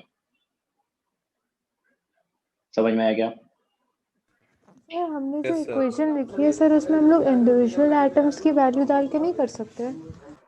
मतलब सर जैसे पिछले एग्जाम्पल में सर आपने लिखा था O का सर -2 चार्ज होता है, तो सर इसमें हम लोग O का ऑक्सीडेशन नंबर डाल के सर नहीं वैल्यू निकाल सकते? O का -2 कहाँ बोला मैंने, ऐसा तो कुछ बोला नहीं अभी सर पहले O2 अपने पहला ऊपर रूल सर लिखवाया आयोनिक फॉर्म लिखी ना। रहेगा। नहीं समझा किसकी बात कर रहे हो तुम? अरे सर वो आपने बोल लीजिए, ionic जो form- आपने पहला बताया था ना form कि जो लिखी ना चार्ज सर। होता है सर, जो अच्छा, चार्ज होता है अच्छा। वही First- हो जाता है। Yes sir. तो यहाँ पे नहीं होगा ना, वो अपने को वही तो बोल रहा हूँ मैं भी, असाइन करना अपन सीखेंगे। ऑक्सीजन हमेशा जरूरी नहीं है -2 ही हो, ऑक्सीजन -1 में भी आ सकता है, सर -1/2 पे आ सकता है। सर SO4 2 माइनस में अगर देखें सर, तो सर ऑक्सीजन का अगर हम लोग -1 रख दें तो सर सल्फर का 2 आ जाएगा सर। लेकिन ऑक्सीजन यहाँ पे तो +2 होता है, -2 होता है सर -2 रखेंगे। हाँ -2 होता है इसमें। सर आपने कहा वैल्यू असाइन करनी है सर, 1 रख नहीं तो वो सीखेंगे ना अपन, असाइन करने से रेंडमली थोड़ी असाइन करेंगे। अच्छा ऐसे तो कोई कुछ भी कर लेगा, उसके लिए अपन रूल लिखेंगे ना कि किस आइटम को पहले देखना है और उसको कितना देना है, किस आइटम को बाद में देखना है उसको कितना देना है। तो यहाँ पे तुम सल्फर कर सकते हो, ऐसे तो पहले असाइन सल्फर को कुछ मान लो तो ऑक्सीजन कुछ और आ जाएगा फिर। तो मैं ये बोलना चाह रहा था यहाँ पे कि जैसे यहाँ पे 2 एटम है ना, सल्फर और ऑक्सीजन, तो ये अपन जो आगे रूल लिखेंगे तो उस रूल के हिसाब से तुमको समझ में आएगा कि अपने को ऑक्सीजन को असाइन करना है और कितना देना है, -2 देना है। तो ऑक्सीजन -2 भी होता है, कहीं कहीं पे -1 भी होता है, कहीं पे 0 भी होता है, और कहीं पे ½ भी होता है, -½ और पॉजिटिव भी आ जाता है कभी कभी, ऑक्सीजन +1 में भी आ जाता है। तो वो अपन को वही तो असाइन करना सीखना है, कब +1 लेना है, कब -1 लेना है, कब -2 लेना है, कब 0 लेना है, इस तरीके से। तो भी आगे पढ़ेंगे अपन। अभी जो इक्वेशन लिखना सिखाया जा रहा हूँ ये आ रहा है तुमको समझ में, कि जैसे K-4 की अपन बात करें Yes, तो sir. नेट चार्ज यहाँ पे 0 हो गया, तो अपन क्या लिखेंगे, oxidation number of potassium plus oxidation number of Mn plus 4 into oxidation number of oxygen equal to 0। तो वही अपन एक तरीके से चार्ज को ही कंजर्व कर रहे हैं कि हर एटम का अपने पास चार्ज ले ले रहे हैं अपन, ऑक्सीडेशन नंबर को चार्ज बोल रहे हैं। इसका नेट चार्ज ऐड 0 करने शो के हो बाद चुनने, यहाँ पे चार्ज नहीं है ना यार, K-4 दिया है तो न्यूट्रल मॉलिक्यूल है ना ये। ओके समझिए। समझ में आ गया ये? Yes sir. Yes. तो इक्वेशन लिख लोगे ना तुम, इक्वेशन लिखना जरूरी है काफी। सर एक बार पीछे कर दीजिए। बिल्कुल।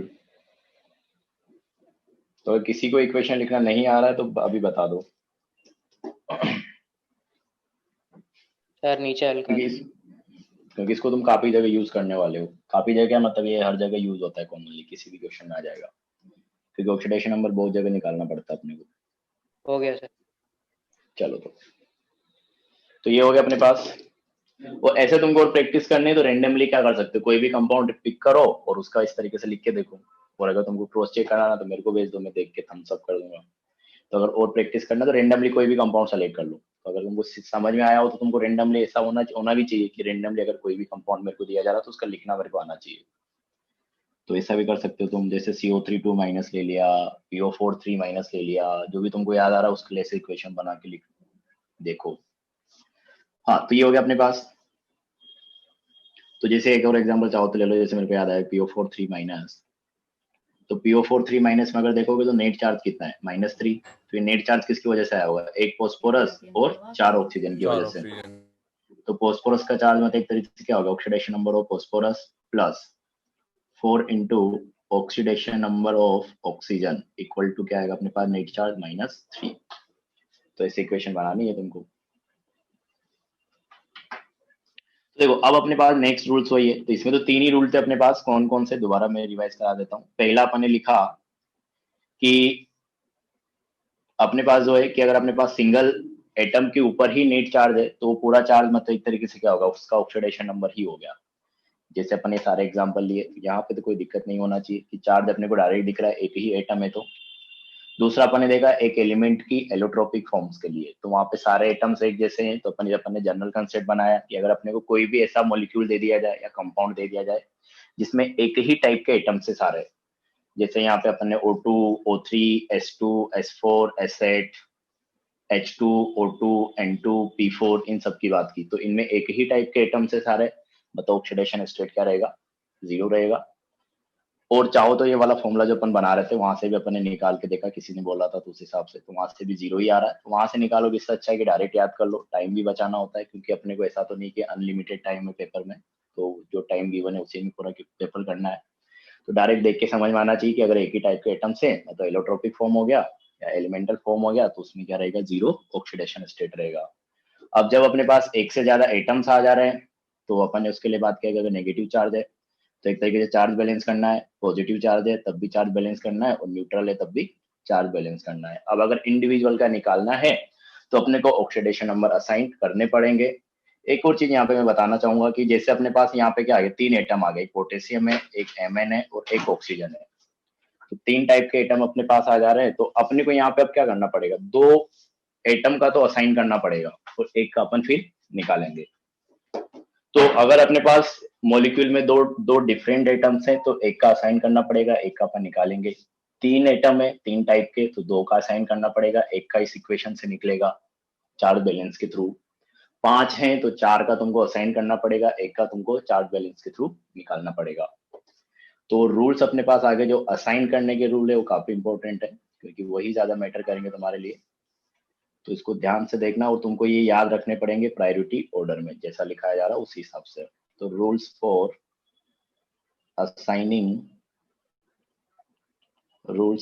Assigning oxidation number. तो ऑक्सीडेशन नंबर को असाइन करने के रूल अपने को देखना है। तो देखो अगर अपने को पहला रूल जो है कि जो कंपाउंड गिवन है कि उस कंपाउंड में, अच्छा पहले अपन क्या करते हैं, चलो लिख लेते हैं कि इन कंबाइंड स्टेट मतलब वही हो गया मॉलिक्यूल या कंपाउंड। कंबाइंड मतलब ये हो गया कि बॉन्ड यहाँ पे बने हुए इन कंबाइंड स्टेट। तो जो कंबाइंड स्टेट की अपन बात करेंगे, ऑलवेज एज्यूम, तो जब भी अपन कंपाउंड या मॉलिक्यूल की बात करेंगे, चाहो तो मैं यहाँ पे लिख देता हूँ कंपाउंड।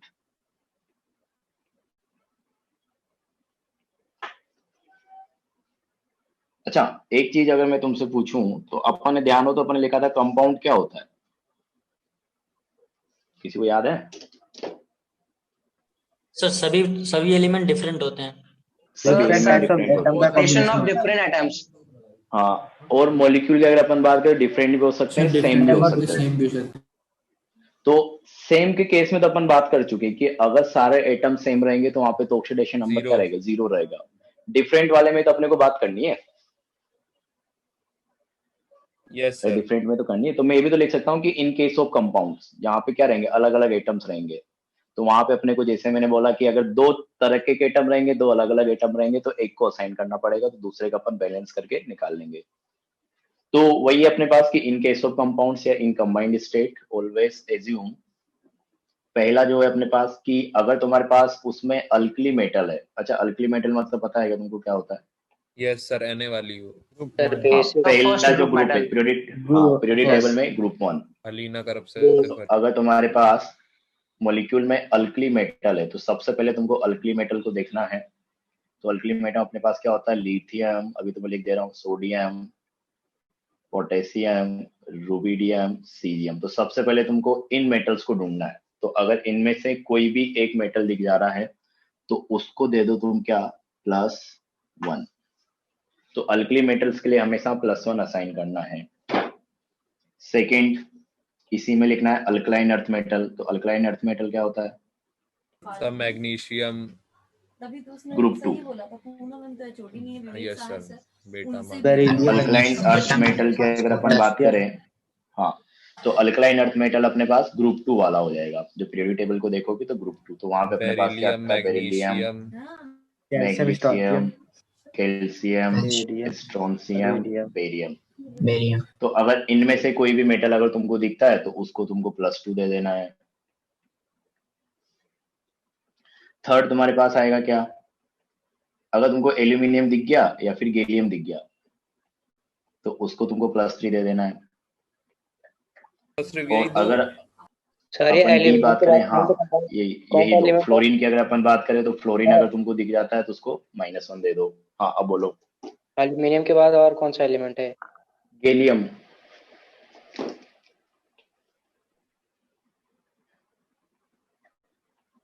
सर ये HA लिखा है। GA लिखा है। GA। जनरली देखो ना, जो आगे के 2 वर्ड होते हैं उसी से अपन सिंबल देते हैं, जनरली, हमेशा ऐसा नहीं होता है। तो GA है वो।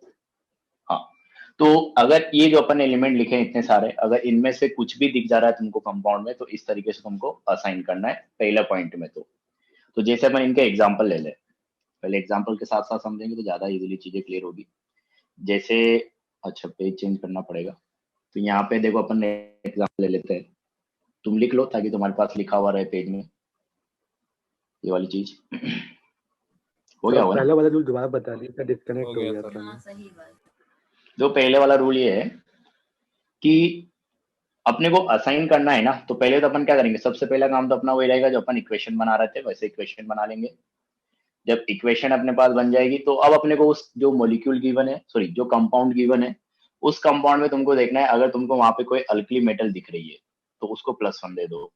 अल्कली मेटल मतलब होता है पीरियोडिक टेबल में जो ग्रुप 1 में मेटल्स आते हैं।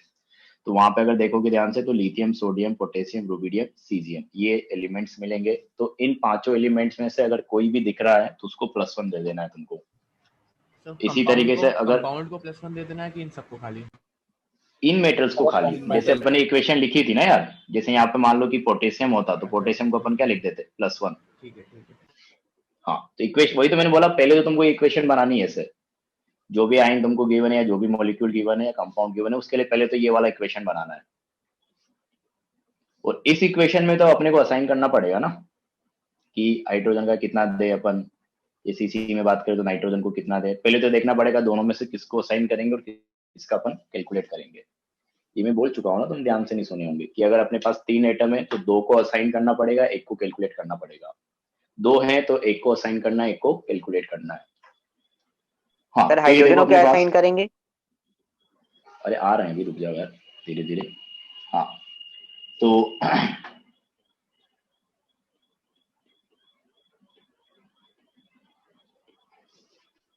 तो देखो अपने पास दूसरा क्या था, अल्कलाइन अर्थ मेटल अगर तुमको दिख जाता है तो उसको तुमको +2 देना है।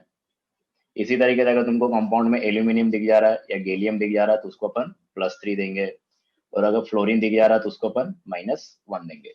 ठीक है, सर ऊपर कर अब दीजिए। देखो ऊपर कर दे लो, और ऊपर करना है।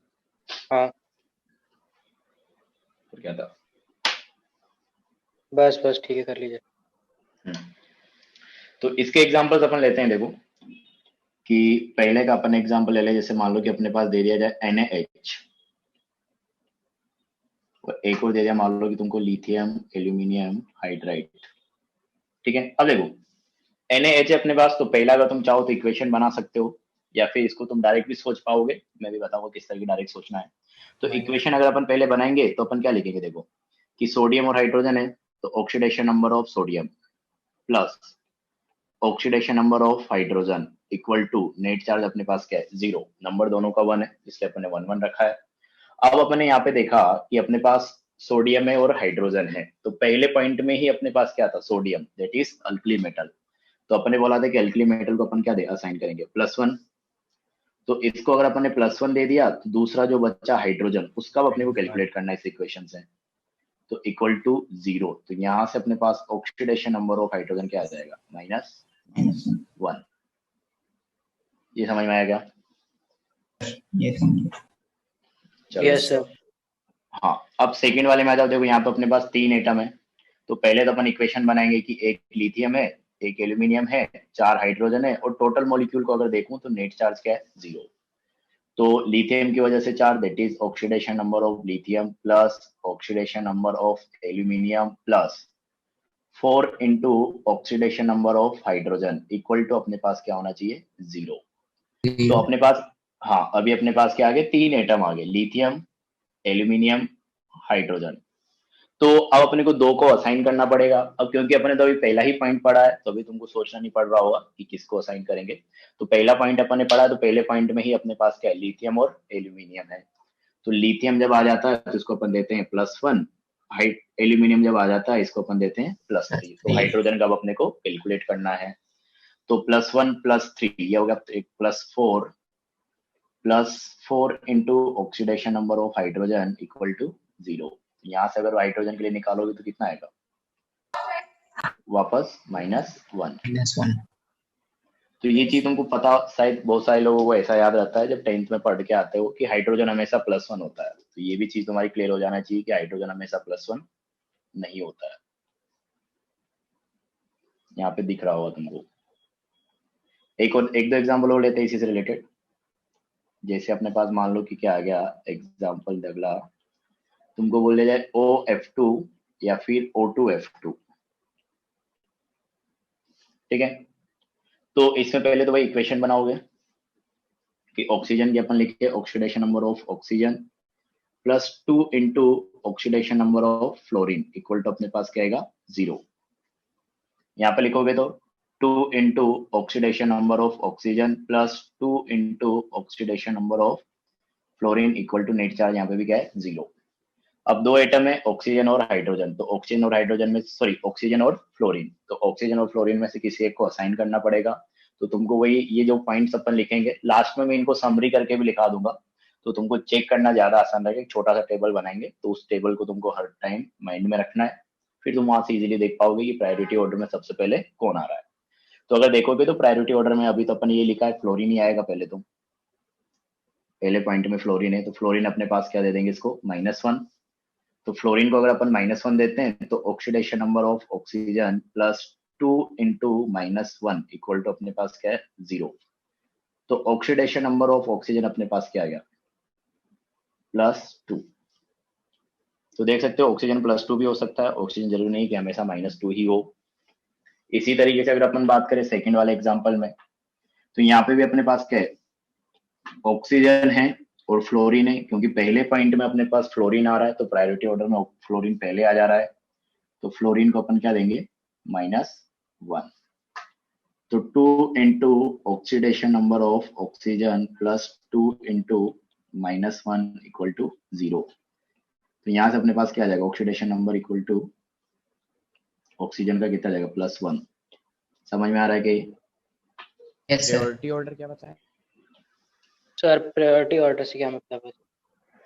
अरे प्रायोरिटी ऑर्डर अभी लिखेंगे ना अपन, अभी तो अपन ने सिर्फ एक पॉइंट लिखा है ना यहाँ पे कि अगर इनमें से कोई भी एलिमेंट आता है तो पहले उनको असाइन करेंगे। तो अभी तो पहला ही पॉइंट लिखा है ना अपन ने, जैसे अपन दूसरे पॉइंट में हाइड्रोजन लिखेंगे। देखो मैं इसका भी डिफरेंस बताता हूँ, ये कैसे निकाला है समझ में आया ना अभी, किस तरीके से असाइन करके किस तरीके से कैलकुलेट यस किया है। सर। हाँ, तो अभी मैं लिख रहा हूँ सेकंड पॉइंट पे, दोनों को कंपेयर करके अपन देखते हैं। देखो कि सेकंड पॉइंट में अपन लिख रहे हैं किसको, हाइड्रोजन को, मतलब सेकंड प्रायोरिटी अपन किसको दे रहे हैं, हाइड्रोजन को दे रहे हैं। एक मिनट, हाँ, तो सेकंड में बोल रहा हूँ कि अगर हाइड्रोजन आता है अपने पास सेकंड प्रायोरिटी में, मैं लिख रहा हूँ हाइड्रोजन को, तो हाइड्रोजन अगर अपने पास आ रहा है तो हाइड्रोजन को अपन क्या देंगे, सर +1। सर थोड़ा सा ऊपर कर दिए। अच्छा, इसको एक्सप्लेन कर दूँ पहले, चलो पहले लिख लो, ये देखते हैं। रूल है। हो गया क्या? Yes, sir.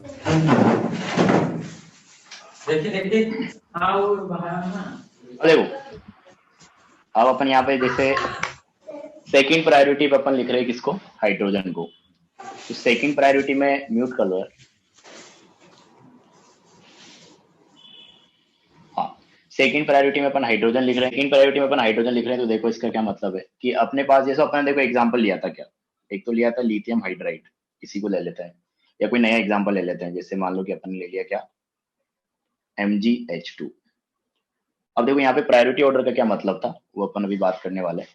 तो यहाँ पे पहले इक्वेशन लिखेंगे तो अपन क्या लिखेंगे कि oxidation number of magnesium plus 2 into oxidation number of hydrogen equal to net charge 0, ऐसा लिखेंगे।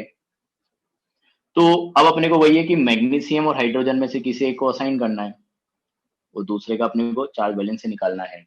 अब तुमको आप देखना पड़ेगा ना प्रायोरिटी ऑर्डर कि मैग्नीशियम भी है हाइड्रोजन भी है। मैग्नीशियम अपने पास सेकंड पॉइंट में आ रहा है, सॉरी फर्स्ट में आ जा रहा है, और हाइड्रोजन अपने पास सेकंड प्रायोरिटी पे आ रहा है। तो फर्स्ट प्रायोरिटी अपने पास क्या है, मैग्नीशियम है ना, तो अपन मैग्नीशियम को असाइन करेंगे ना कि हाइड्रोजन को। अभी समझ में आ गया? जी सर। तो ये मतलब था उसका कि जैसे यहाँ पे मैग्नीशियम हाइड्रोजन आ गया तो पहले प्रायोरिटी पे अपने पास मैग्नीशियम है, तो इसको अपन देंगे +2 और फिर अपन हाइड्रोजन का निकालेंगे। तो यहाँ पे +2 into oxidation number of hydrogen equal to 0। तो यहाँ से ऑक्सीडेशन नंबर हाइड्रोजन कितना आ जाएगा, -1। तो ये तो अपने पास प्रायोरिटी का ऑर्डर था। अब लेकिन यही चीज अगर तुम्हारे पास आ जाता है एक एग्जांपल ऐसा कि H2O2 में अपने को निकालना है, तो H2O2 की अगर अपन बात करें तो H2O2 में अपने पास पहले तो वो इक्वेशन लिखो कि oxidation number of hydrogen into 2, क्योंकि 2 हाइड्रोजन है, plus 2 into oxidation number of oxygen equal to net charge 0। तो अपने पास 2 एटम है, हाइड्रोजन और ऑक्सीजन। अब एक को अपने को असाइन करना है, तो अब अपने को देखना पड़ेगा प्रायोरिटी ऑर्डर। तो पहले पॉइंट में तो अपने पास ना हाइड्रोजन है ना ऑक्सीजन है, तो फर्स्ट प्रायोरिटी में तो दोनों में से कोई नहीं है। सेकंड प्रायोरिटी अपन देखें तो हाइड्रोजन आ जा रहा है अपने पास ऑक्सीजन से पहले, तो मतलब अपन हाइड्रोजन को देंगे क्या, +1 और ऑक्सीजन का अपन यहाँ से कैलकुलेट करेंगे। तो अपने पास क्या आ जाएगा, 2 into +1 equal to 2 into +1 plus 2 into oxidation number of oxygen equal to 0। तो यहाँ से अगर तुम ऑक्सीजन के लिए निकालोगे तो ऑक्सीडेशन नंबर ऑफ ऑक्सीजन अपने पास कितना आ जा रहा है, -1। तो जो ये अपने पास हाइड्रोजन परऑक्साइड है, इस हाइड्रोजन परऑक्साइड में हाइड्रोजन होता है +1 ऑक्सीडेशन स्टेट में, ऑक्सीजन होता है -1 ऑक्सीडेशन स्टेट में। हाँ बोलो अब। सर नहीं आया सर प्रायोरिटी ऑर्डर, मतलब वो टेबल जो बनवाया उससे देखना है क्या, मतलब उसको हाँ, याद करना है? हाँ उसको याद करना पड़ेगा। तो जो एटम पहले आ रहा ना उसको पहले अपन नंबर देंगे। ठीक है। जैसे एक बार फिर बता देता हूँ मैं, देखो बाकी लोगों को अगर दिक्कत हो तो, कि जैसे अपन ये लिया था यहाँ पे मैग्नीशियम हाइड्राइड, इसका नाम है ये, तो ये तो अपन बाद में लिख पाएंगे नाम वगैरह। तो ये MgH2 जो है, तो अपन यहाँ पे पहले तो इक्वेशन बना दिया इस तरीके से चार्ज बैलेंस करके। तो जैसे मैंने बोला कि यहाँ पे दो एटम है अपने पास, एक मैग्नीशियम है एक हाइड्रोजन है, तो एक तो मैग्नीशियम हो गया, एक अपने पास हाइड्रोजन हो गया। तो अब मैग्नीशियम और हाइड्रोजन में अपने को एक को असाइन करना है ना, तो अपने को जो टेबल अपन बनाएंगे प्रायोरिटी ऑर्डर वाला, तो यहाँ पे अपने को देखना है। तो फर्स्ट प्रायोरिटी में अपन ने किस किस को रखा है कि अगर अपने पास ये सारे एलिमेंट्स आते हैं, पहले पॉइंट में जो लिखा है मतलब पहले उनको देखना है। तो यहाँ पर देख सकते हो ना कि मैग्नीशियम पहले आ जा रहा है, तो अपन ने मैग्नीशियम को असाइन किया पहले वाले एग्जांपल में कितना +2, क्योंकि हाइड्रोजन से पहले क्या आ रहा है मैग्नीशियम। दूसरे वाले एग्जांपल में अगर देखोगे तो अपने पास क्या था, हाइड्रोजन था और ऑक्सीजन था। तो हाइड्रोजन और ऑक्सीजन में अगर देखोगे तो पहले वाला पॉइंट जो अपन ने लिखा था, फर्स्ट प्रायोरिटी जो अपन ने लिखे थे, वहां पे ना तो हाइड्रोजन एटम है ना ही ऑक्सीजन एटम है। लेकिन सेकंड पॉइंट अपन ने भी लिखा, तो सेकंड पॉइंट में अपने पास क्या है, हाइड्रोजन है। ऑक्सीजन थर्ड प्रायोरिटी पे लिखेंगे अपन, तो ऑक्सीजन से पहले हाइड्रोजन आ रहा है, मतलब हाइड्रोजन का अपन पहले असाइन करेंगे, तो फिर ऑक्सीजन का अपन कैलकुलेट कर लेंगे, क्योंकि यहाँ पे तो दो ही एटम है। क्लियर हुआ क्या कुछ? सर आ गया सर। हाँ, तो वो सारे पॉइंट लिख लेंगे, तो फिर लास्ट में एक मतलब कंबाइंड एग्जांपल करेंगे, तो चीजें और क्लियर होगी। लेकिन प्रायोरिटी ऑर्डर तुमको समझना पड़ेगा। प्रायोरिटी मतलब नहीं समझता है कि पहले इसको देखेंगे फिर बाद में इसको देखेंगे फिर बाद में इसको देखेंगे, तो वही बात हो रही है अपने पास। सर अगर सोडियम फ्लोराइड टाइप का हो तो फिर उसमें सोडियम को मानेंगे क्या? सोडियम फ्लोराइड टाइप का हो, पहले है ना -1। नहीं दोनों एक ही पॉइंट में है, तो वहां पे दोनों का फिक्स हो गया ना कि सोडियम को +1 देना है, फ्लोरीन को -1 देना है। तो ओके सर, तो उसमें कोई वेरिएबल नहीं हो सकता ऐसे केसेस में? उसमें कोई वेरिएबल नहीं हो सकता, एकदम सही समझे हो। हाँ, तो ये हो गया अपने पास। तो थर्ड प्रायोरिटी पे अपन रख रहे किसको, ऑक्सीजन को, कि अगर उन सब के बाद ऑक्सीजन आता है तो ऑक्सीजन को अपन क्या देंगे, -2। तो यहाँ पे देखो वापस दो एग्जांपल लेंगे अपन, जिसमें एक में ऑक्सीजन को पहले लेंगे, एक में ऑक्सीजन को बाद में लेंगे। तो ऑक्सीजन को पहले वाला देखते हैं अपन। देखो कि अपन ने ले लिया मान लो PbO2। अब PbO2 में पहले तो इक्वेशन बनाओ कि अपने पास oxidation number of lead that is Pb plus 2 into oxidation number of oxygen equal to net charge 0। तो दो एटम है अपने पास, एक तो लेड है और एक ऑक्सीजन है, तो दोनों में से अपने को किसी एक को असाइन करना है। तो प्रायोरिटी ऑर्डर अपन देखेंगे, तो पहले में अपने पास लेड नहीं आ रहा है, नहीं ऑक्सीजन आ रहा है पहले पॉइंट में, क्योंकि अपन ने काफी सारे एलिमेंट लिखे थे, alkali metal, alkaline earth metal, aluminium, gallium और फ्लोरीन, तो उन दोनों में से तो कोई नहीं है। दूसरे पॉइंट में अपन ने हाइड्रोजन लिखा, तो यहाँ पे तो हाइड्रोजन भी नहीं है। तीसरे पॉइंट पे अपन ने क्या लिखा, ऑक्सीजन, मतलब पहले किसको दिया जाएगा, ऑक्सीजन को दिया जाएगा Pb से पहले। तो ऑक्सीजन को अगर अपने को असाइन करना है, तो ऑक्सीजन को अब अपन कितना असाइन करेंगे, -2। तो जब ऑक्सीजन को असाइन करने का नंबर आएगा तो -2 ही असाइन करेंगे। तो ऑक्सीजन पे हो गया -2, तो अपन Pb का ऑक्सीडेशन नंबर निकालना चाह रहे हैं, तो oxidation number of Pb equal to 2 into -2 हो जाएगा, दैट इज -4 इक्वल टू 0। तो यहाँ से Pb कितना आएगा अपने पास, 4 +4। तो Pb यहाँ से अपने पास कितना जाएगा, +4। तो एक तरीके से यहाँ पे क्या है, इस कंपाउंड की जिसकी अपन बात कर रहे हैं, तो यहाँ पे Pb +4 में है, तो ऑक्सीजन है वो किसमें, -2 में है, तो नेट चार्ज अपने पास क्या हो गया, 0। अगर मान लो कि यही एग्जांपल अपने पास आ जाता है इस तरीके से BaO2, सेकेंड एग्जांपल, तो BaO2 की अगर अपन बात करें, तो BaO2 में पहले तो अपन क्या लिखेंगे, oxidation number of Ba plus 2 into oxidation number of oxygen equal to net charge, यहाँ पे फिर अगेन 0 है। अब अपने को वही दो एटम है, एक ऑक्सीजन है एक बेरियम है, दोनों को असाइन करना है। इसमें तो अब बेरियम तुम को सोच के लेंगे। बताओ पहले किसको असाइन करेंगे, बेरियम को करेंगे, क्योंकि बेरियम अपने पास फर्स्ट पॉइंट में ही आ गया, अल्कलाइन अर्थ मेटल। तो अब ये फर्स्ट प्रायोरिटी में है अपने पास बेरियम, तो इसी को पहले असाइन करेंगे। तो बेरियम अपने पास क्या होता है, +2। तो यहाँ पे अपने को ऑक्सीजन का निकाल लेना है। तो अपने पास देखो क्या आएगा कि +2 into oxidation number of oxygen equal to -1। तो यहाँ पे अगर लिखोगे तो ऐसा लिखेंगे कि जो एक बेरियम है वो +2 में है और जो एक ऑक्सीजन है वो -1 में है। तो इस तरीके से अपने पास आएगा। अगर मैं तुमसे अब अगले वाले में कुछ नहीं बता रहा हूँ, तुमको कैलकुलेट करना है और आंसर बताना है MnO2।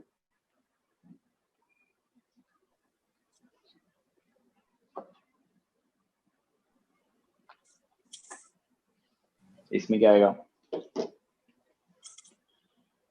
Mn+4 sir yes sir, Mn का 4 है, Mn का +4 +4 आएगा ऑक्सीडेशन नंबर। बिल्कुल सही। तो यहाँ पे भी वही इक्वेशन बनाओगे, हाँ +4 कि oxidation number of Mn +2 into oxidation number of oxygen equal to net charge 0।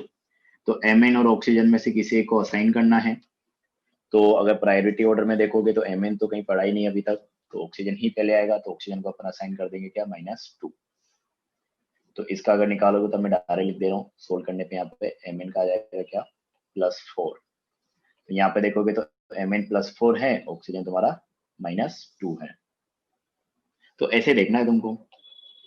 तो मैं कुछ एग्जांपल छोड़ देता हूँ, उनका निकाल दो तुम फटाफट, फिर अपन आगे कुछ करें। लास्ट तो कुछ नहीं, थोड़ा सा बचा है, उसको तो अपन एक साथ लिख लेंगे बाकी एलिमेंट्स को। फिर अपन कल काफी सारे एग्जांपल्स करेंगे मतलब नेक्स्ट क्लास में। तो अगला बताओ KO3 में ये अपन क्या करते हैं, होमवर्क दे देते हैं। KO3 +6 CrO3 K2O3 Y2O3 KO2, ये सब तुमको करके लाना है। सही आने चाहिए अगर सबसे समझ में आ रहा तो, ठीक है। अब अपन पास प्रायोरिटी ऑर्डर का जो बाकी एलिमेंट्स हैं उनको डायरेक्ट लिख रहे हैं। एग्जाम्पल फिर अपन सबके कंबाइन करेंगे सर। KO3 में ऑक्सीजन की सर -1/3 आ रही है सर, ये पॉसिबल है? Yes sir. हाँ फ्रैक्शनल आ जाता है, -1/3 आपने कहा था सर -½ और -1 और -2 के फॉर्म में एग्जिस्ट करता है। ये अपन देखो एवरेज नंबर होता है, मतलब एक पर्टिकुलर एलिमेंट पे देखोगे तो आएगा तो वही, लेकिन वो एवरेज हो जाता है। मतलब ऐसा कुछ रहा होगा वहां पे जो 3 एटम है ना, तो तीनों एटम में से किसी एक पर ही -1 होगा, लेकिन एवरेज निकालोगे तो -1/3 बन जा रहा है वो। तो ये भी कंसेप्ट अपन आगे पढ़ेंगे, एवरेज ऑक्सीडेशन नंबर। अब इसको पढ़ने के लिए तुमको स्ट्रक्चर पता होना चाहिए, क्योंकि स्ट्रक्चर बनाओगे तब तुम समझ पाओगे किस पे -1 है किस पे 0 है। हाँ सर, कभी सर अगर ऐसे सेटिस्फाई करने लायक आई ना, तो ये बोल सकते हैं सर वो कंपाउंड पॉसिबल ही नहीं है। मतलब सर किसी की सर 1/6 आ रही है जैसे ऑक्सीजन की सर, तो सर ये बोल सकते हैं सर वो पॉसिबल ही नहीं है कंपाउंड। इसके लिए तुमको ये पता होना चाहिए ना कि ऑक्सीजन कौन सा ऑक्सीडेशन स्टेट रखता है कौन सा नहीं रखता है। सर आपने बोला तो -2 तो रखता है। एवरेज सर निकाल। अरे देखो एवरेज का मैं ये बोलना चाह रहा हूँ कि जैसे मान लो कि कहीं पे तुम्हारे पास ऐसा आ गया कि एक कंपाउंड है X3Y2, ठीक है। अब इसमें मान लो कि ऐसा कुछ है X double bond X double bond X double bond X double bond Y double bond Y। Mute कर लो यार, काफी ज्यादा आवाज आ रही है। अब मान लो कि यहाँ पे देखा तो इस X पे 0 आ गया, इस पे +2 आ गया, इस पे मान लो +2 आ गया। तो यहाँ पे देखोगे तो एक X तो क्या है 0 में है, 2 X किस में +2 में है, लेकिन जो अपन ये फॉर्मूला लगा रहे हैं यहाँ से एवरेज आता है, तो वो तुम फॉर्मूला लगा के निकालोगे ना इसके लिए, तो तुम्हारे पास आंसर आएगा X के लिए कितना 4/3। तो नेट अगर देखोगे तो नेट चार्ज तो कितना हो गया 2 X पे है मतलब +4, टोटल X अपने पास कितने 3। तो मैं ये बोलना चाह रहा हूँ सर तो ऑक्सीजन का -1/3 आ रहा तो सही है। हाँ तो मैं देखो ये पूरा अगर अपन पूरा लिखे तो अपन ये लिखेंगे कि ऐसे फ्रैक्शनल में आ सकती है, लेकिन अगर एक पर्टिकुलर एटम की बात करोगे, सिर्फ एक ही एटम की अगर तुम बात करते हो तो वहां पे फ्रैक्शनल कभी नहीं आ सकता, क्योंकि चार्ज जो आ रहा है चार्ज तो किसकी वजह से आ रहा है, इलेक्ट्रॉन ट्रांसफर की वजह से आ रहा है। तो इलेक्ट्रॉन ट्रांसफर तो इंटीजर नंबर वाइज होगा कि 1 4 इलेक्ट्रॉन का ट्रांसफर, 2 का 3 का 4 का 5 का। KO3 का सर स्ट्रक्चर कैसे बनेगा सर? KO3 का स्ट्रक्चर ये अपन देखेंगे आगे, अभी छोड़ दो इसको, टाइम हो रहा है। सर K सर 1 इलेक्ट्रॉन दे सकता है सर, और वो सर 3 इलेक्ट्रॉन एक्सेप्ट कर रहा है। वहां पे अगर देखो तो ओड इलेक्ट्रॉन हो जाएंगे, टोटल इलेक्ट्रॉन ओड नंबर में हो जाएंगे। तो ओड इलेक्ट्रॉन स्पेसिफिक अपन बाद में पढ़ते हैं, तो ये सब बॉन्डिंग का पार्ट है। हाँ तो ये तुमको करके लाना है। जो नेक्स्ट बाकी एलिमेंट्स तुमको मैं लिख देता हूँ कि कौन कौन से एलिमेंट बचे हैं। तो थर्ड अपन ने देख लिया था, हाँ थर्ड पॉइंट हो गया था। तो फोर्थ पॉइंट अगर देखोगे तो फोर्थ प्रायोरिटी में अपने पास नाइट्रोजन रहेगा कि अगर उन सब के बाद नाइट्रोजन आता है तो सर थर्ड एक मिनट रिवाइज करो सर, थर्ड एक बार फिर से बता दीजिए। क्या sir third point? Third point क्या देखा था अपन? थर्ड में तो ऑक्सीजन था ना कि ऑक्सीजन को अपन -2 देंगे। Br पे -1, अगर आयोडीन आता है तो उसको भी -1, और अगर सल्फर आता है तो वो -2। तो ये है अपने पास 8-9। अब इनको याद कैसे करना है तुमको, तो इसके लिए मैं यहाँ पे बता देता हूँ। हाँ, तो देखो मैं क्या बोल रहा था कि अपने पास अगर प्रायोरिटी ऑर्डर अपन देखें तो इस तरीके से थोड़ा समरी करके याद रखोगे तो ज्यादा इजीली याद हो जाएगा। तो first, second, third, fourth, fifth, 6, 7 and 8। तो फर्स्ट प्रायोरिटी में अपन ने क्या लिखा था? ग्रुप 1। अब तुमको पता होना चाहिए ग्रुप 1 में कौन कौन से एलिमेंट आते हैं, तो ध्यान रखना कि पूरा याद रखोगे उससे। ग्रुप 1, ग्रुप 2, एल्यूमिनियम और गैलियम और फ्लोरीन, ये थे अपने पास फर्स्ट प्रायोरिटी में। सेकेंड में अपने पास हाइड्रोजन था, फिर ऑक्सीजन है, फिर नाइट्रोजन है, फिर हेलोजन से बचे हुए क्लोरीन, ब्रोमीन, आयोडीन, और फिर अपने पास सल्फर है। तो इस चीज को तुम ऐसे टेबल की फॉर्म में याद रखने की कोशिश करना। इसको ध्यान रखना, मतलब फाइनली तुम शॉर्ट नोट्स वगैरह बनाओ तो उसमें ये वाली चीज बना लेना बस। इस तरीके से अपने को प्रायोरिटी ऑर्डर देखना है। पहले group 1, group 2, aluminium, gallium, fluorine, इनको असाइन करना है। अगर इनमें से कोई नहीं है तो दूसरे पे हाइड्रोजन है, दो हाइड्रोजन भी नहीं है तो तीसरे पे ऑक्सीजन है। तो पहले 3 पॉइंट ही तुम्हारे लिए इंपॉर्टेंट है।